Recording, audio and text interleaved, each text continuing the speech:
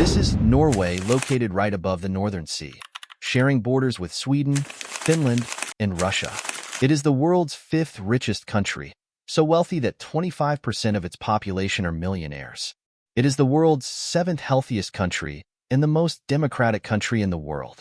Norway leads in all the indicators used to measure a country's growth. But Norway was not always like this. At the end of the 18th century, famous economist Thomas Malthus described it as a mountainous country where travel was almost impossible. Towns were remote and isolated, and its urban population was very poorly educated. This country experienced 6 months of winter, making agriculture extremely difficult, and people barely managed to get 2 meals a day. Just a few years after Thomas left Norway, the country's conditions worsened. Norway's economy completely collapsed, famine spread across the country, and it seemed that poverty was Norway's destiny. So, how did such a huge transformation happen? How did Norway become such a developed and wealthy country? Let's find out in this video. These are the countries that possess 85% of the world's oil reserves: Saudi Arabia, Iran, Iraq, Kuwait, UAE, Libya, Russia, and Venezuela. However, their combined GDP is only 8% of the entire world's GDP, and none of these countries are in the list of the world's top 10 richest countries. On the other hand, Norway is the world's 13th largest oil-producing country, but ranks 6th in the world in terms of quality of life. So why is it that these countries, despite producing so much oil, can't match Norway's living standards? The reason is the phenomenon economists call the oil curse. The issue with oil is that it's like winning the lottery. Once oil is discovered, wealth showers upon the nation overnight, but the country's rulers use this money to reduce taxes and make it easier to buy imported items. As a result, the local industry starts to suffer. As local companies begin to shut down, unemployment rises in the country, wealth concentrates in the hands of a few, and the general population grows angrier, leading to protests and, eventually, upheaval. This happened in Libya and Venezuela. But why didn't this oil curse affect Norway? In the 19th century, Norway's entire economy was driven by sea trade. Thanks to its excellent port location, Norway exported timber, fish, and various minerals via sea routes to European and Asian countries. By the early 1900s, Norway had the world's largest commercial fleet, controlling nearly 30% of northern sea trade.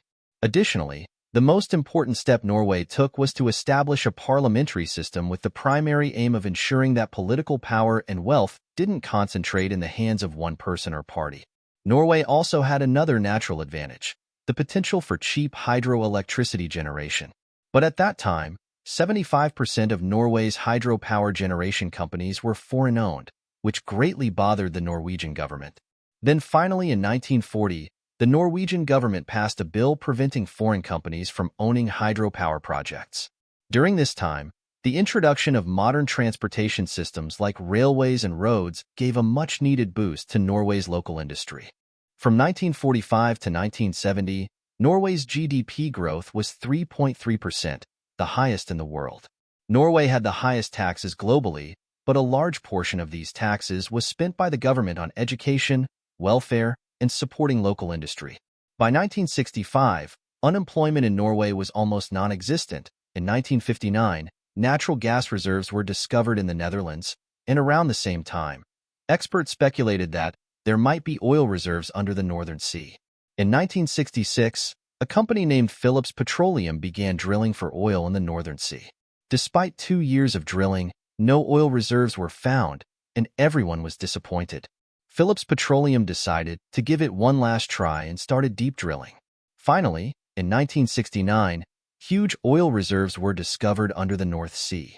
Within less than 10 years, Norway's oil production surpassed that of any other country in the world. The oil sector began creating thousands of jobs, and fishing towns turned into petroleum powerhouses. Billions of dollars started pouring in, transforming Norway's fortune. But this also happened with Middle Eastern countries. So what did Norway do differently? The Norwegian government and parliament had already passed a bill stating that no single party or individual would control natural resources, and all income from them would be spent solely on people's welfare. All profits from oil were spent on infrastructure and education. Unlike the UAE and Saudi Arabia, Norway could have reduced taxes but chose not to. Instead, it collected taxes and reinvested them in the people. To promote other sectors of the country, the Norwegian government created a pension fund in 1990 with the sole purpose of investing in local sectors other than oil. This had the significant benefit of allowing other local industries in Norway to flourish, reducing unemployment further. Norway's dependence on the oil sector ended. Norway also took a leading position in exporting timber, paper, metals, and other minerals. This put Norway at the top of the list of the world's most developed countries. The natural resources that Norway has are still available to many other countries today, but they couldn't replicate Norway's success. The difference lies in real democracy, long-term planning, and sincerity with one's nation.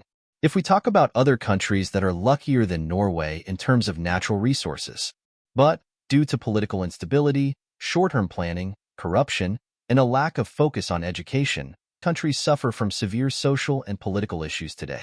If you like this video, please like it and subscribe to the channel. Again, we have many interesting topics to cover in future videos, so your support is crucial. Until the next video, take care.